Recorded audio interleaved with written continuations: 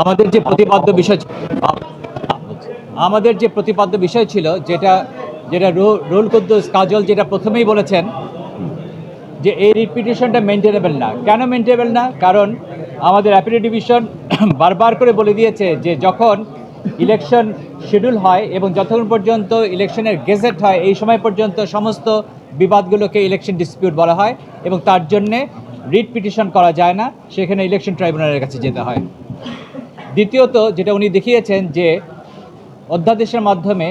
ইতিমধ্যে একটা সংযোজন করা হয়েছে আরপিওতে, যেখানে বিধান রাখা হয়েছে যে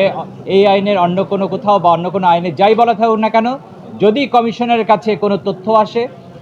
সেই তথ্যটাকে যাচাই বাছাই করে কমিশন যদি দেখতে পারেন যে ভুল তথ্য দেওয়া হয়েছে, তিনি ডিসকোয়ালিফাইড আছেন, তার কোনো তথ্য গোপন করা হয়েছে, সেই ক্ষেত্রে কমিশন সেই ক্যান্ডিডেট যদি ইলেক্টেড হয়ে যান তবে তার ক্যান্ডিডেটস বাতিল করতে পারে।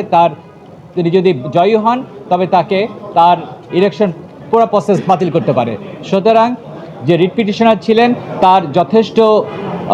তার ফোরাম আছে, পরবর্তীতে বা এখনও তার ফোরাম আছে, তিনি সেটা এক্সহস্ট করতে পারেন নির্বাচনের পরে এবং সেটা ইলেকশনের পরে। দ্বিতীয়টা জি জি আজকের এই আদালতের আদেশের পরে কি সব প্রার্থীদের ক্ষেত্রে এরকম একটা বার্তা দেওয়া হলো যে এখন সময়টা যাতে করে আর খুব একটা